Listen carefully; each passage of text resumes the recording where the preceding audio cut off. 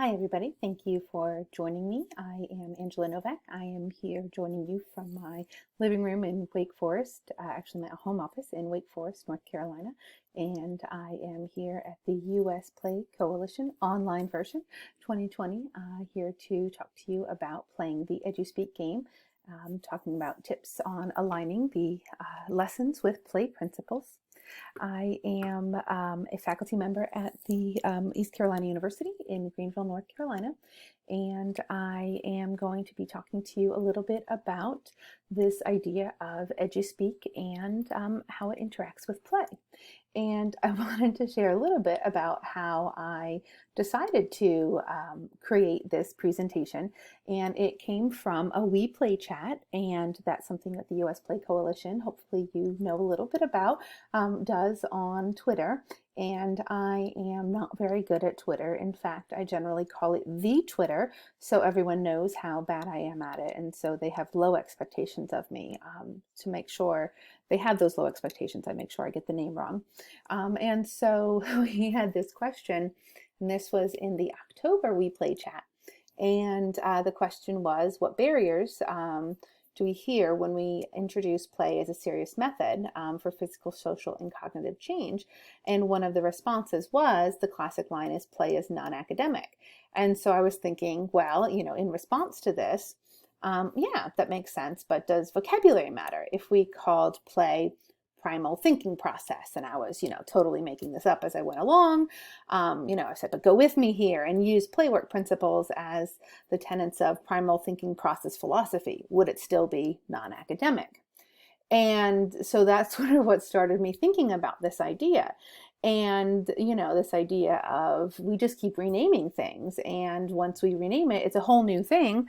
But really, it's the same old thing. Like the Elementary and Secondary Education Act has been renamed how many times and reauthorized, but the act itself is still the same old act. We just rename it and reauthorize it. And of course, it comes with whole new sets of rules and things, but it's the same basic act. And so this is actually what this chat was, what inspired me to put in this particular proposal.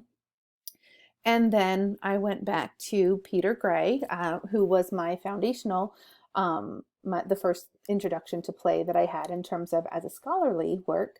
And I actually saw him speak in Durham. My friend brought me with her to a speaking engagement where he was there, and she is who I blame / credit to my introduction into the research behind play. And so as I was going through afterwards to kind of do some thought process into putting in this proposal, I came across this quote. And rather than read it to you, you can pause just in case I don't give you enough wait time to read it. But you can pause the recording and read this quote. And this is on page 156 of his book, Free to Learn, which I have somewhere around here. Nope, not that one. I'll find it while you pause.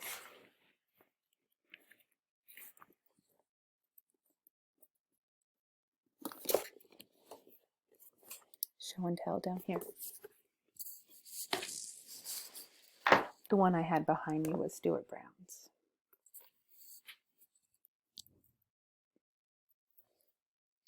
All right, so hopefully everyone has paused and read a little bit of the same sentiment, is that maybe if it would be more respected if we called it self-motivated practice of life skills. But he didn't really want to do that.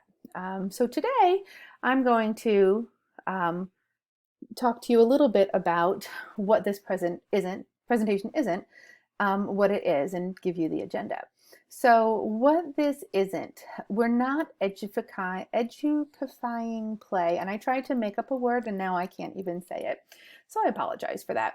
I'm not trying to convince you that play is education, and I'm not trying to put play into education because I believe that play is play, and I don't want to cross that line. I do believe that play does cross that line all by itself many times, because I think that there is a whole world of play that is in education, and that many times when we do certain things, and we learn, that is play. I love to learn. For me, learning is a form of play because that's who I am. And I think that when we look at creative eminent scholars, I am in the field of gifted education. And when I read about eminent scholars, when I read Mahajic's at Mahai's work and the Gutzels and the people that research eminence and creative productivity, that's what they express as well, that for highly creative people and for eminent scholars, their work, these theoretical physicists, they do not believe that what they do is work. They believe that what they do is play. And so I definitely think there is a very muddy line there in between what is education and what is play. But at the same time, I am not in this presentation trying to say that what we do in education is the same thing as what we do in play. What I am trying to do is draw some of those parallels in terms of what we do in education that does cross the line, that can exist as play. And on the next part is, what do we say when the wolves are at the door? And that is my friend Sylvan Taylor's expression that she said, and I absolutely love, in terms of when we are engaging in activities that truly are play. And we don't want them to be education, we want them to be play, but we do have to have an answer for when those wolves are at the door. And so the last part of what I'm going to talk about is that EduspeakPlay game in terms of what we say when the wolves are at the door. And so today, this is the description that, in theory, that you read in order to say, hey, I want to check out that presentation. And so what we're going to do is go through the importance of play, which, for the record, if you are a long-time player, many of you perhaps a more seasoned player than I, feel free to zoom past that section. Then we're going to get into some educational strategies and activities, and then talk about playing that EduspeakPlay game, where I'm going to give you just some concrete vocabulary, some verbiage, so that when you are playing, this is what you can slap on your door and align it to some EduspeakPlay, some education vocabulary, so that you can say this is what you're doing and really just keep playing. And so that's our general breakdown.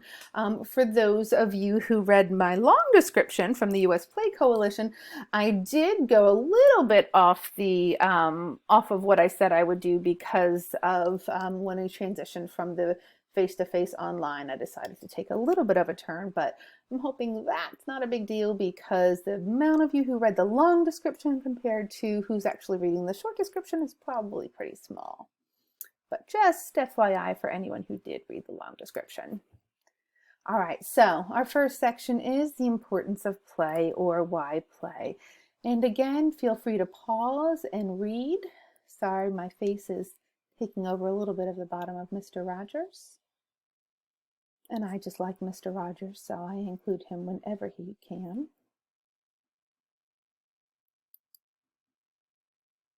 So the first thing we're going to look at is, in terms of why we play, is historical view, and play as an adaptive behavior. And in the very early 1900s, even the late 1800s, some of the first research and some of the first time we looked at play was in terms of this adaptive piece. So the idea of it was that the reason that we had play was that it served as an adaptive behavior. The first being stress relief. So the reason we played is so that we could go through our emotions and recreate and have this relief, have this recreation. And so it was almost a therapy for what was going on in our life. And that sometimes is actually called recreation theory as well. And then it came through that it was more about getting rid of excess energy. And so it wasn't so much the stress, but it was about having all this pent up energy, and we had to release it. And that was the purpose of play. And then again in the early 1900s, it was more about the pleasure that we got from self-expression and being able to express ourselves through the act of playing. And so in terms of adaptive behavior, that was some of the earliest work that we saw in terms of why do we play. Historically, when we look at play as developmental, some of this work was done by Jean Piaget, and he said that they used play in terms of that work, in terms of how we look at how we integrate what we know into what we already know. And that's how we make sense of what we understand, and how we make sense of what we are learning to put it into what already exists in terms of that bank of what we understand. And so that is this idea of assimilating our new knowledge into our already existing schema. And so what he talked about was a lot of play in terms of practice. And so we need to practice what we are learning, and so that we have the opportunity to learn more. And so it was really about this idea of practice is how we learn through the act of developing into older children and then later into adults. And these pictures are from preschool, and one of these little babies wanted to paint. And for the little baby on the right, the younger boy, he really wanted to paint on people, and he was developing and learning through the practice of consent.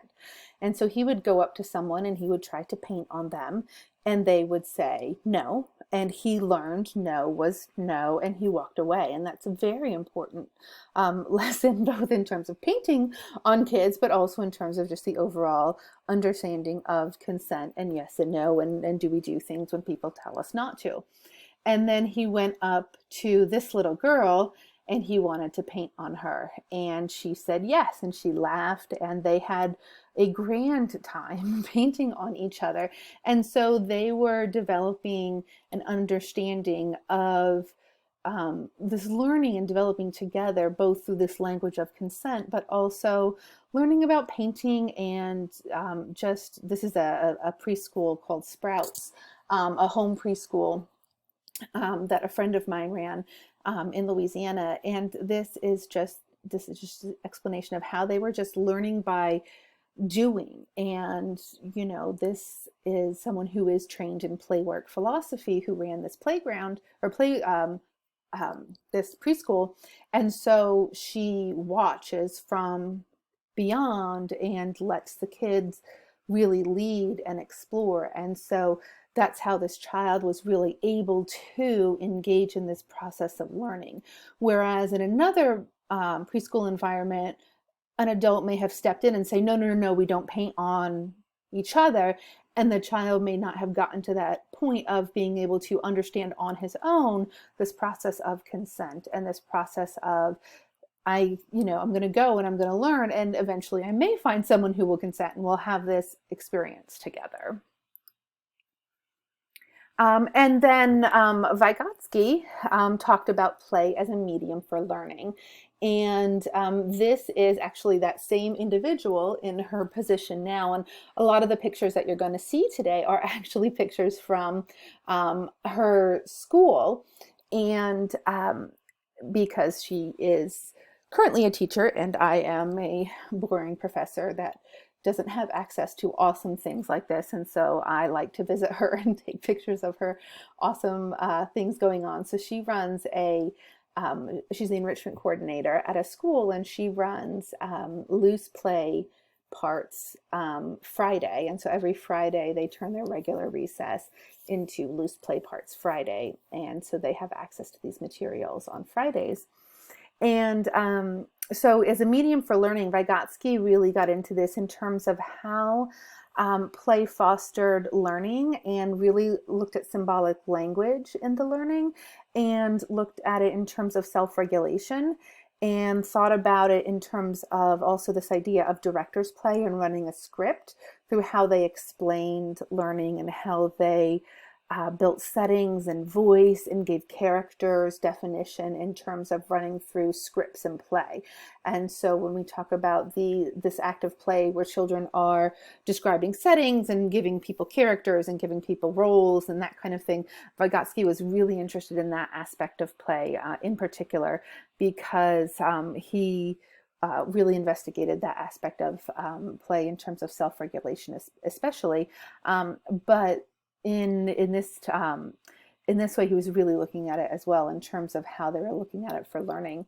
And on this slide on the left, these children had been studying simple machines in their classrooms, and they, on their own, came out during their free play Friday, their loose parts Friday, and they were using all of the loose parts to create their own pulley system. And then I was there with their playwork teacher, and they were like, come here, Miss Taylor, come here. And they were like explaining it to her using all of the scientific terms. So they, on their own, were pulling the language of science into their play.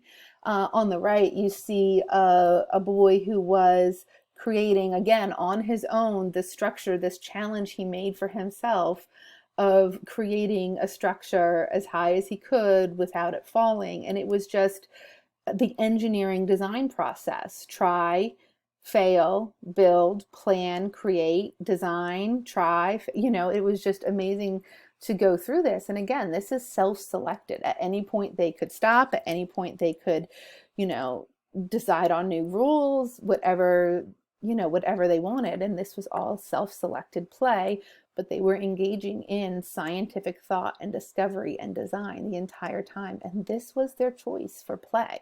And so the cross between education is definitely there.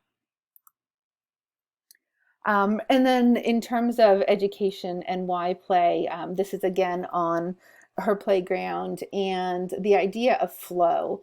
And flow crosses into, I think I mentioned that my field is gifted education. And when I learned about flow, and I'm like, hey, that's already in education, that's in gifted education, because of the work of Mahai Csikszentmihalyi, and the idea of flow in creativity. And it's a really similar definition. And when Sylvan was explaining it to me one day, and I'm like, well, how is that different from creative flow? And we tracked it down. We're like, it's really very similar. And the idea of creative flow is just this zone, this place where someone at this level of creativity is, that they just are fixated, and time doesn't exist. Nothing exists, because they're so in the zone, in the moment, that nothing exists but this work of creativity. They're not hungry, they're not tired, they're not anything, they're just creating. And so this is a student in the foreground and the principal of the school in the back, just creating this. I can't remember what it is, to be honest, but creating this thing and communicating through it. Again, iterative design process and working on it, and just enjoying life and enjoying creation through the process of this discovery, and spending 45 minutes on this one design process over and over, and building and rebuilding to try and get it to do what he wanted it to do, and really exploring this process. All right, so throughout, you probably noticed that I have been using Peter Gray, and so this is Peter Gray's components of play. So again, please pause your recording if you would like to take a moment to read each of these. I won't read them aloud, but I do ask, so I'm not gonna take a long time and pause myself, but I'll ask that you pause to give yourself however much wait time that you need to read.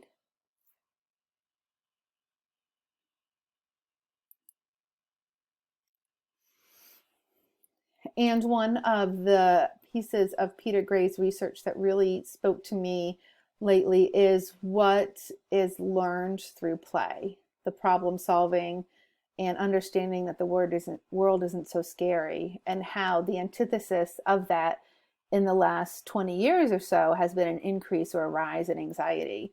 how in play we experience joy, and the antithesis and what we've seen in the last 20 years is this increase in depression and getting along with peers, and the antithesis and what we've seen lately is this rise in narcissism.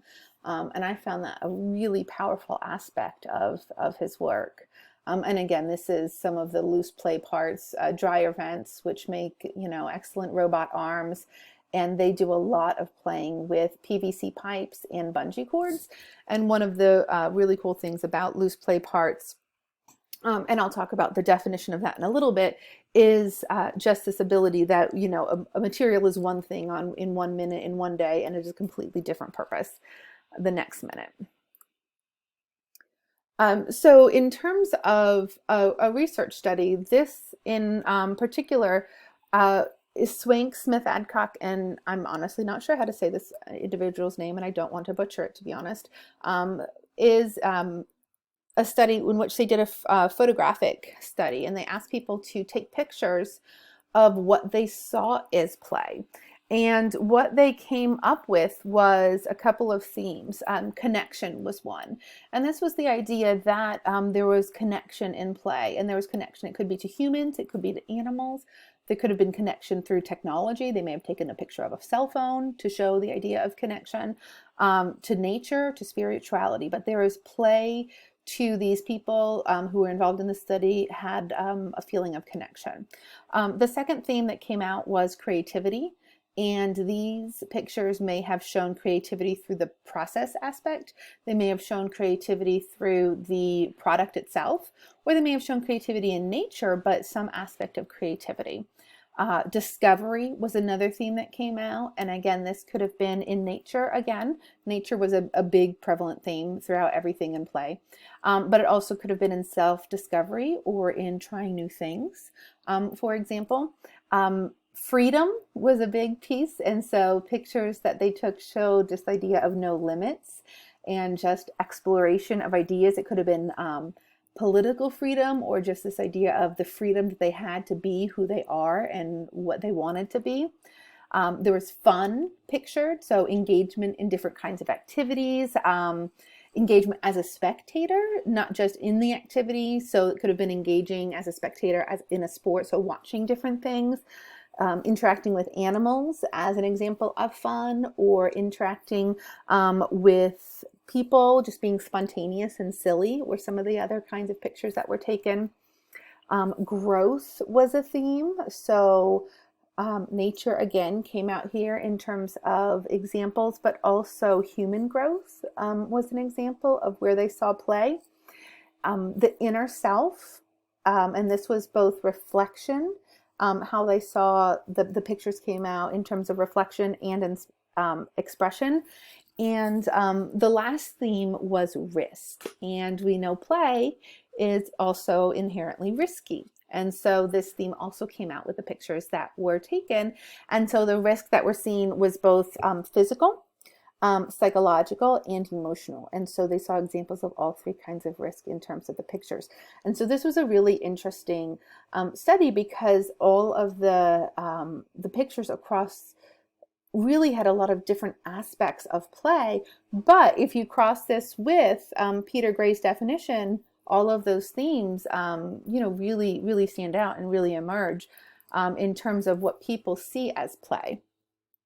And this is a study in terms of what is play from the voices of 5th and 6th grade talented and gifted students. Again, this is my field.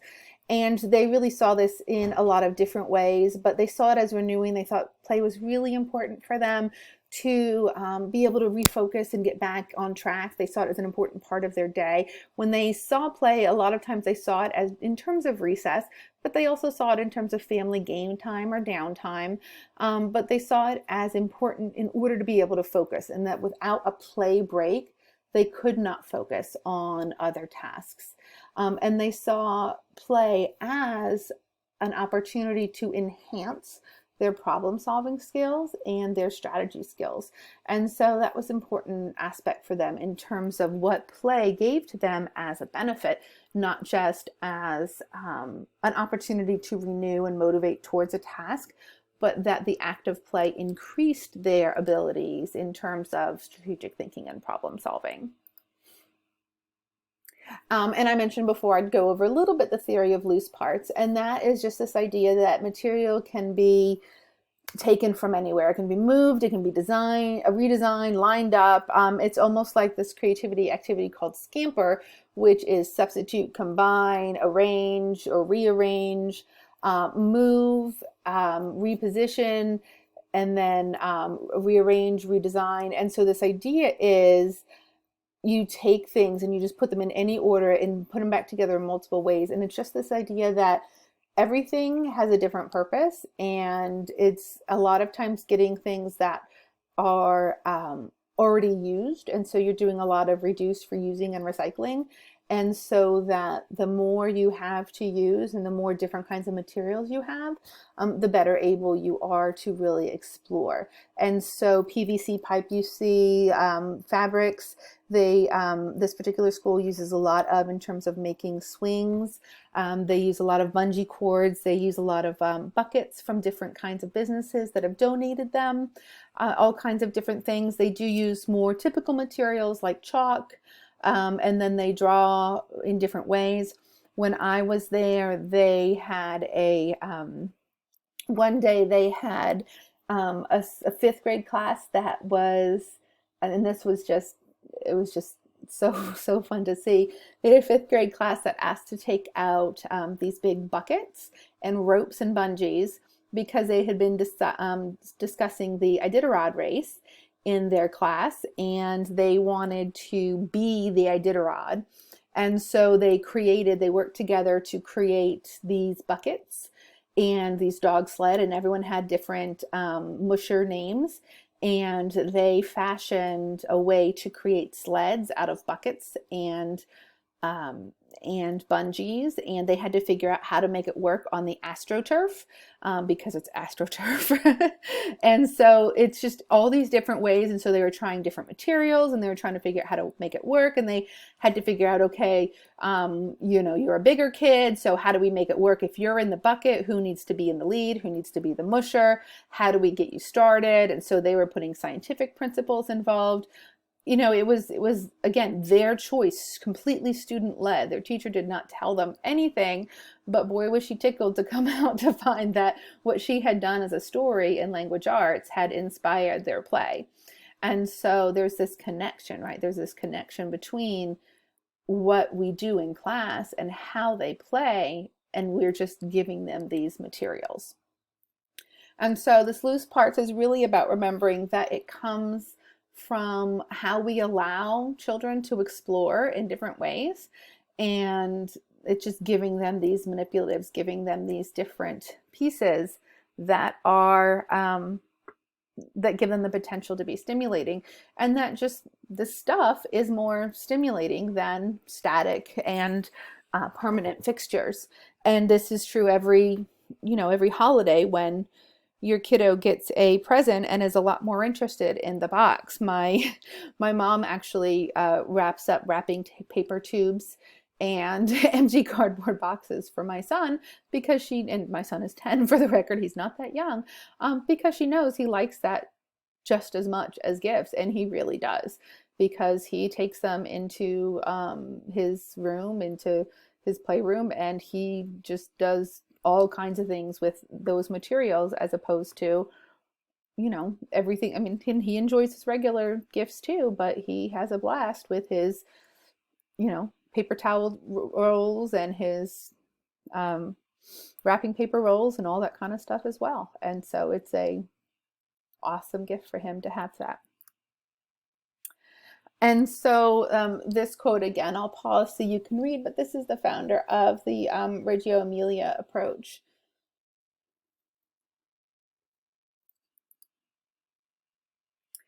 And this is just sort of a way of conceptualizing the way we think about play and the way we think about creativity, in terms of when we look at a substantial amount of flexibility in the child's world, it creates this opportunity for experimentation and gives the child control, which gives them and produces these feelings of pleasure and success. And it leads to some of these emotions that Peter Gray was talking about, and that contributes to these problem-solving skills and flexibility. And then that flexible child is better able to make use of the flexibility in their world, which then, of course, provides substantial flexibility in the child's world, and so on and so on. And that creates the cycle. And so this just creates this cycle. And so by providing this initial step of learning to be flexible, we're creating this ongoing cycle that creates a more creative and flexible child. And this is a quote that, again, I will let you pause and read, but I'm going to argue with it in just 1 second. So pause and read and wait for me to argue. I like to argue sometimes.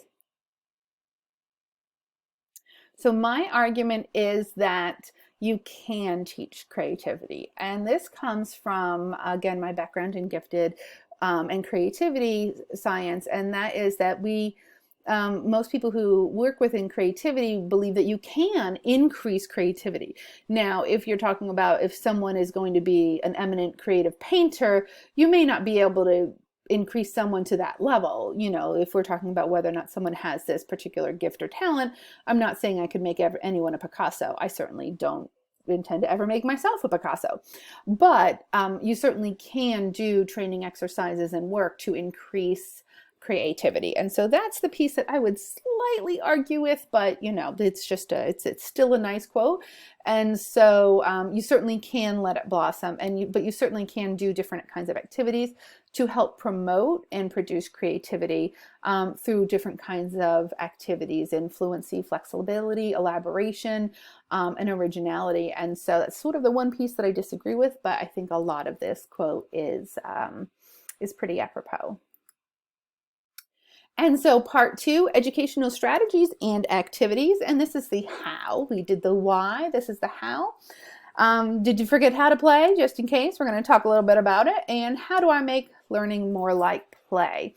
I went into this section assuming that the people who are watching have a base understanding of play. So this is more educationally focused, and just some ideas and some pictures and talking about some specific activities that are based in education. This is by far the shortest section of this because it's mostly some ideas that you can bounce off of and look into in terms of some creative things that already exist. And so when we're talking about some of the things in loose parts, the lovely Miss Taylor will be very unhappy that I'm showing you these pictures of her classroom, because she said that her classroom was a mess. I thought it looked pretty organized to me, but she hasn't seen my kids' playroom. So, but what she has here are, you can see some of them are educational materials, but some of them is kind of more like a hot mess of loose parts.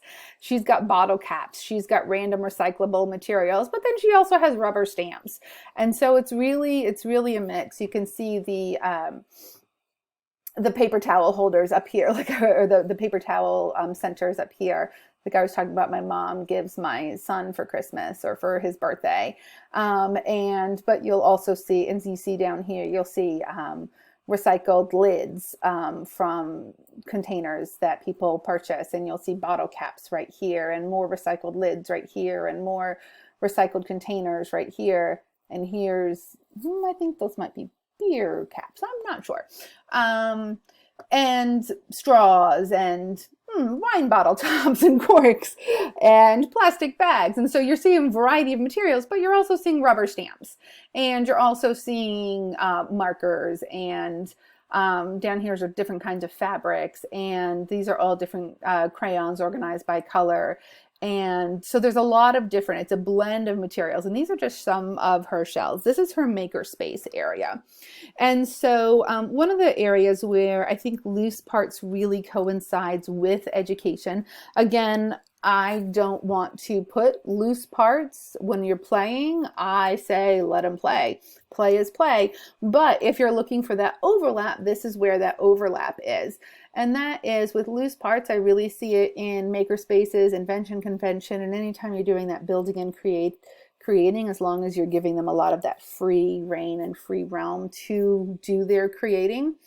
I also find her picture here funny, though she said it wasn't hers. It was this used to be the librarian space, she said, and that was a poster that the librarian had put up, and so she left it where it says "Think outside this box," and it's on the TV from the 1980s. This is a magnet school in the Winston-Salem area of North Carolina. And so first is just having all these materials, right? And that's the first thing of loose play, right? And then it's this maker space. And so this is one of the design tables. She has 3 design tables in this area, and then right next door in an open area is her classroom, and there's about 6 tables in there that the students can also design on, but this is specifically the makerspace area, and there's a few more tables. And then I thought I took a picture of it, but I could not find it. There is another bookshelf that has instructional books on, so you want to make a this, so you want to make a that. And so that's available for the students. And then in the corner, there's also 3 computers. And so these are different kinds of ideas. And any of these you can, I didn't put a link because they're just as easy to Google, but you just look up makerspaces and invention convention. And there's tons and tons and tons of resources on them in terms of how to create them in your school. But that's one way to really implement sort of these ideas of how do we put the idea of loose play into the curriculum. Now, again, once it switches into a lesson, it's not play, and I don't want to really confuse that point, but it's how do we make that transition? So how do we put in creativity? So this is the other side of her classroom. Oh, this is still her makerspace section over here. This is like her nails and things like that. And she does allow them to use, there's glue guns, there are power tools, there are all kinds of things. So she does have that access in there. But there's the section that has the iPad to do the different kinds of stop-go animation. On this side of the room, these are some of her students working. I did check, they all had photo permission. And this is where some of the tables are for doing some of them. You can see this girl very casually walking around with a hot glue gun as they're creating something right here.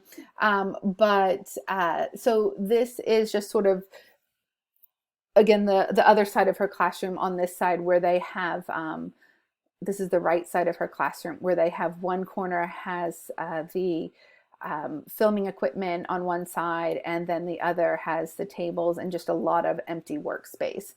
And then on her makerspace section is her big questions, where she has just what they always have to think about. And of course, I'll let you read that on your own. As always, feel free to pause to take a moment to read the questions so you don't have to read them with me talking over you. But in terms of increasing creativity in your classroom, my suggestions, again, Invention Convention is a great one to look at. But in addition to that, looking into Odyssey of the Mind, that is a competition that you have to register. However, all of the old resources from previous years are easily Googleable, and that is a word, even if I just made it up. And so that's a great way in terms of if you're thinking, how do I increase creativity?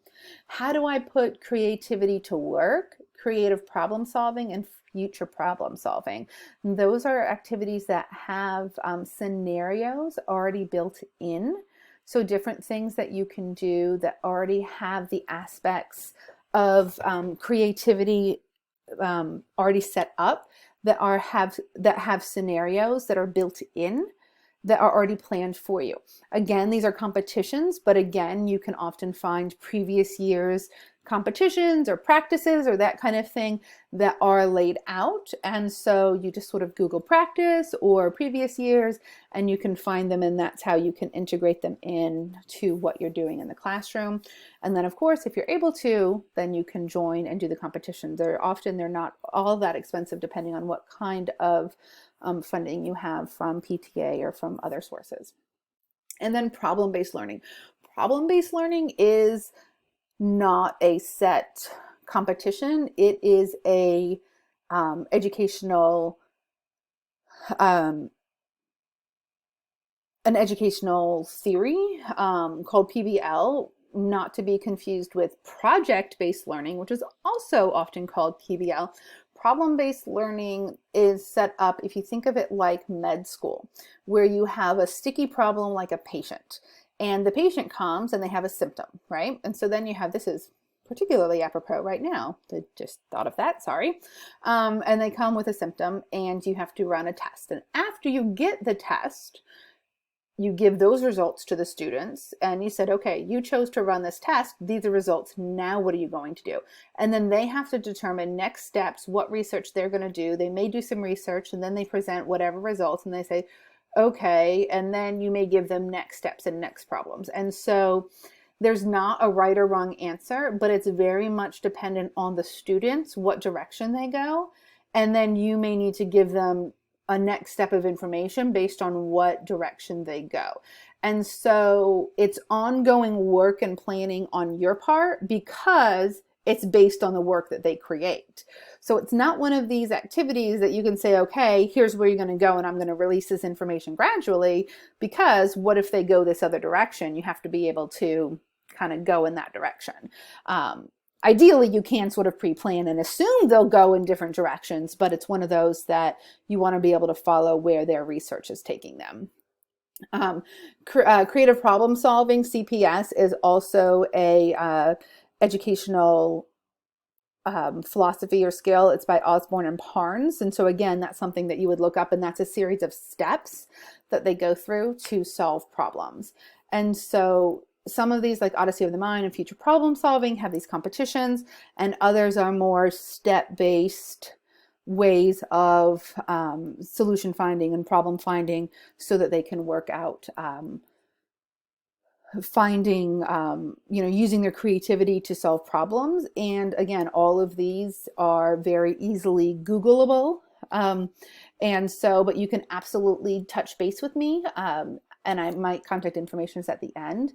And so you can, I can definitely give you some resources or point you in the right direction.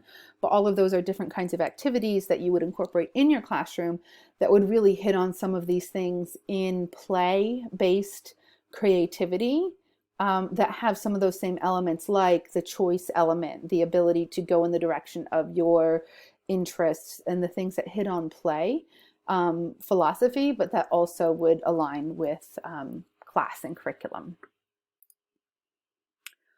All right, investigative projects would be another way to put in some of the ideas and philosophy behind play into the curriculum. Again, this is Ms. Taylor's classroom. This is another corner of her makerspace area. So this is the computer corner. And so this is where they can go and do research, and you can see again more of her loose play part, sort of. This is where there's all kinds of different materials.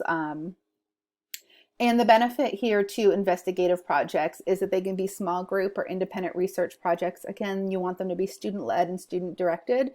And that's where it really ties into that fundamentals of the play research, where it is very much this, it's based on student choice, student interest. It's created out of their ideas. It's created out of their wants and their desires and their functionality in terms of where they are in their space and what they're wanting to learn about and do.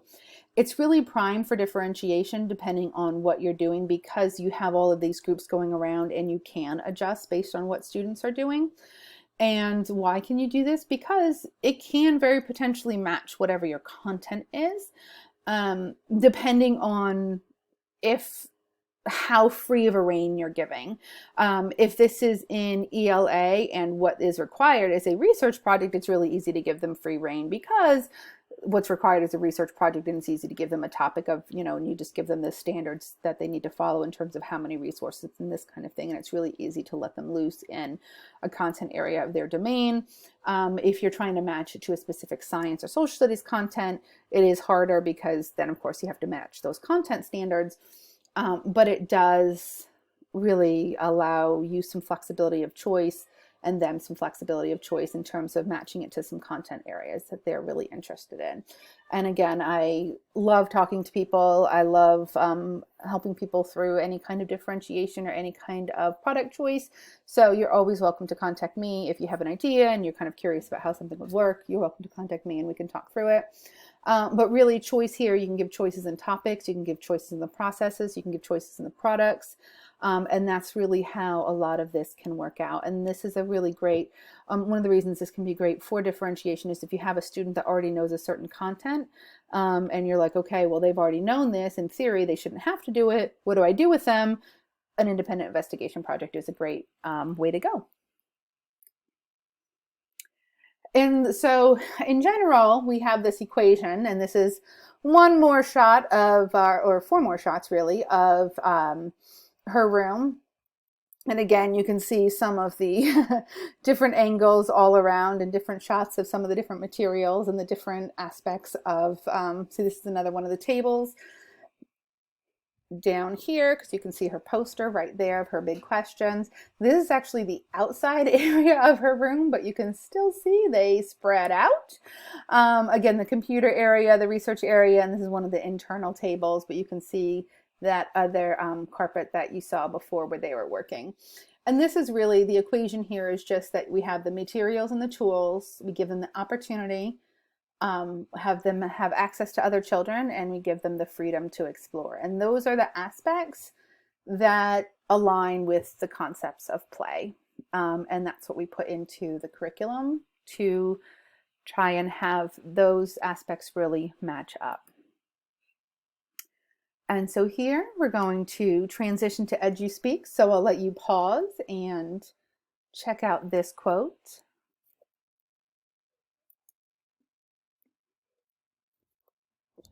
And then how do I explain play? So when we're speaking specifically about loose play parts, I mentioned before that in education we might be particular to makerspace or invention convention, something like that, when you are trying to put loose play into education. But that other aspect we talked about was that wolf at the door. What do we do when the wolf is at the door? And so what I'm going to be going through now are some ways to write a objective on your door. And because some districts require an objective at your door, some districts may require something to write on a lesson plan. But these are some different ways that you might put something involving loose play, depending on what you're doing, and these would really vary by age. But this is some different ways to write up loose play in particular, as an objective or as a goal or something like that, in terms of when you have the wolf at your door and you need to explain. But this is really, the wolf at the door really is intentional for when you just want them to play. This is really not intended to be, let's overlap this with education. This is I want them to play, I want to shut my door, and this is what I'm going to write on the outside of my door. And so some of them are really basic. We're going to develop some fine motor skills. Obviously, this is going to work best in a pre-K to first grade scope. Gaining an awareness of the environment, an awareness and appreciation of the world around them. Communicating about their surroundings through physical and verbal expression, acquiring body spatial awareness. You can change that to improving. Sometimes I've got some little alternative words in parentheses, depending on how, the grade level. Understanding sensory systems or communicating about sensory systems. So these are more like pre-K to K ones that you might use.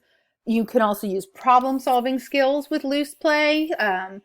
We are doing an exploration of materials in order to determine uses in a problem-solving environment. Using the engineering design process to solve a community problem or to explore a community issue.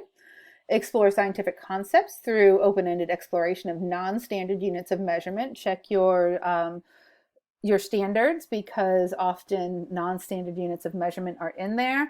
So basically, if you gave them buckets to play with, hello, non-standard units of measurement, right?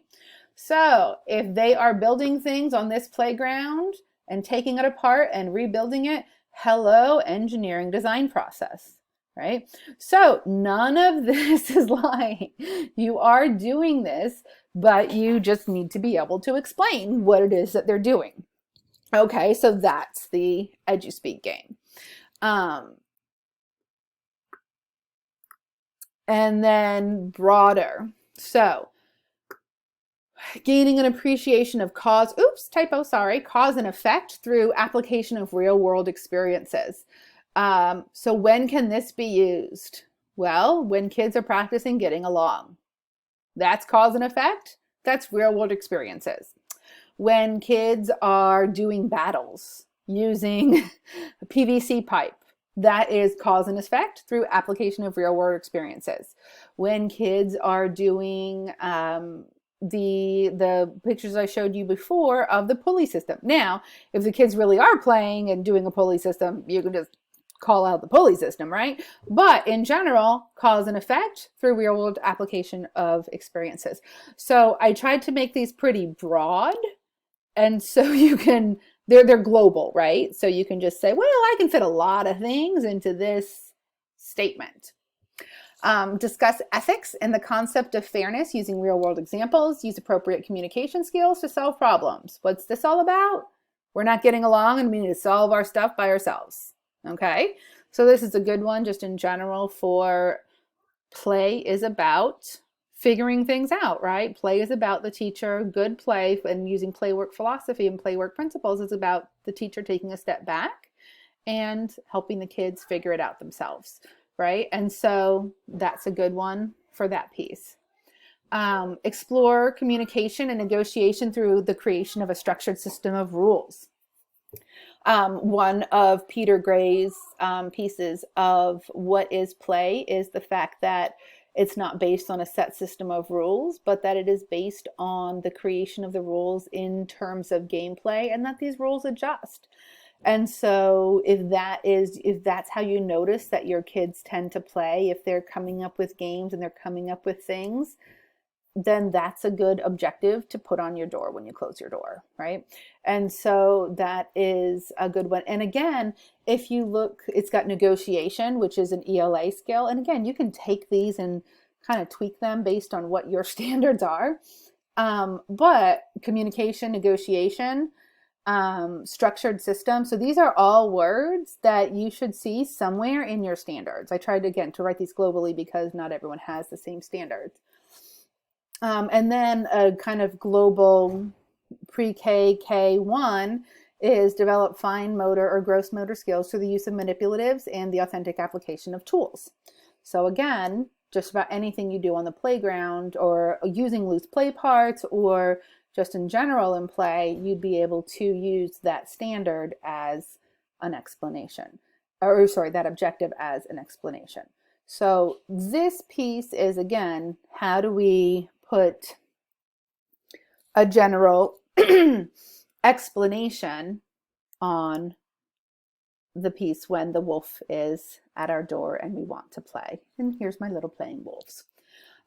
So when we're looking at playing the EduspeakPlay game, the key to me is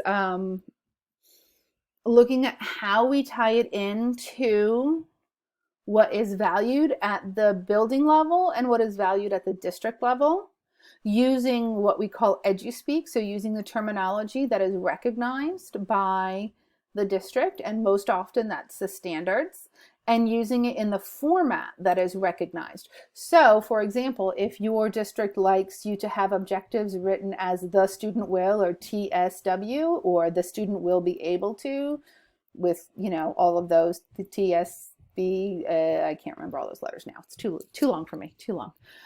So it depends. What is the expectation to be written on the board? What is the expectation that you have posted, and that kind of thing. And so the key is to tie whatever you have to this piece.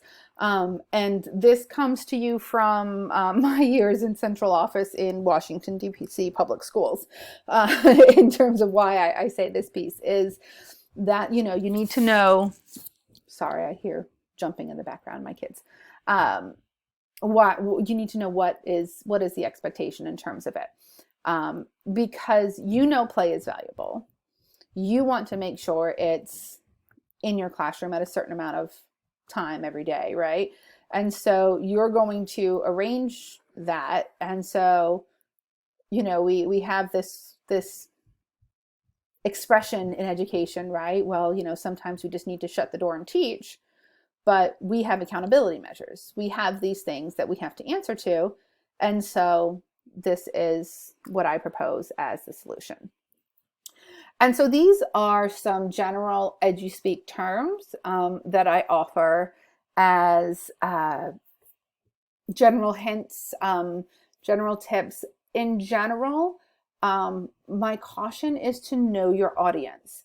And I say that because I do a lot of work in equity. And in equity, there are certain words that are perceived as negative, perceived as, not negative always, but perceived as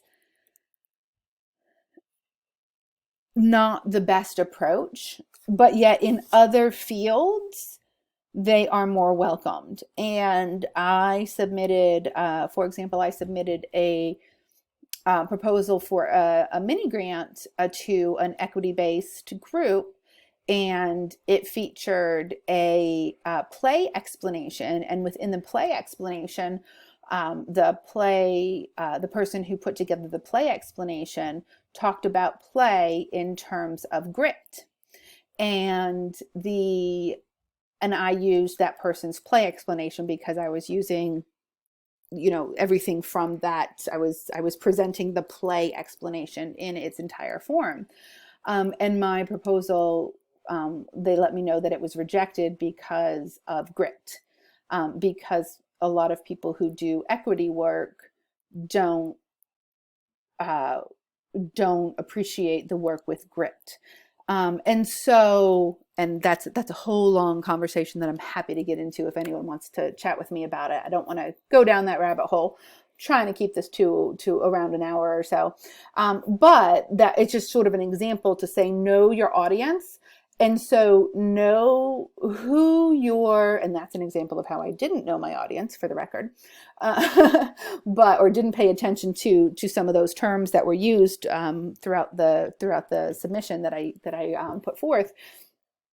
But know what they want in terms of what they're looking for, so that you know what you're posting on the board or on your doorway or whatever, so that it is receptive, so that they are receptive to it. And so if your district doesn't have a big social emotional learning push, I wouldn't go there. If they don't have a big authentic learning push, I wouldn't go there. So know where your district is really pushing in terms of the what they're doing in terms of their what they're doing in terms of their standards, what they're doing in terms of their focus, what their priorities are, and really use that as what your focus is in terms of how you're writing the objective and how you are framing it. So that's my spiel for that in terms of knowing your audience. So 3 things that I think we can generally use in a lot of putting our play on the door is authentic. And so the first column are all terms in EduspeakPlay that have to do with things being authentic, real world. We're using the skills of practicing professionals. We're applying our skills. We're evaluating. Think those upper levels of Bloom, anything in that analysis, evaluation, synthesis category. We can probably rework a lot of those verbs into some kind of objective in terms of, especially the application one. Transfer of learning is a big one to use in terms of again, that applying, or that real world authentic, engaging task, capacity building. So any of those good EduspeakPlay terms in terms of keeping the wolf at the door. Thinking skills, here are some of these words: critical thinking, creative thinking, iterative process, inquiry, the scientific process, and then going, unless you do not use the NGSS or the social studies framework, the C3 framework, those are good ones to fall back on, the engineering design process. And then there's 3 aspects of the social studies framework. There's the core, there's the engineering and design, and then there's the, oh, why am I forgetting the third one? The science and engineering design. There's a disciplinary core idea, science and engineering, and cross-cutting concepts are the NGSS framework. And anything like using any of the terminology within that is probably a pretty safe bet. But again, if your district doesn't use the NGSS framework, it might not matter as much. So again, that's where knowing your audience. And the C3 framework is a social studies framework. So the same kind of thing, knowing the 4 dimensions there and knowing the areas in the 2nd dimension in terms of the economics and the civics that they cover. Inquiry is a big piece of the C3 framework. So again, knowing these and knowing some of those terms would be key in terms of, if your district uses it, weaving that in. And then for social emotional learning, the 3rd column, SEL, thinking about responsive, thinking about empathy, reflection, accountability, all of these things are part of play. So how can you write up an objective that would put those in? Equity and inclusivity, really big, obviously right now, and should always be in terms of education, putting that in.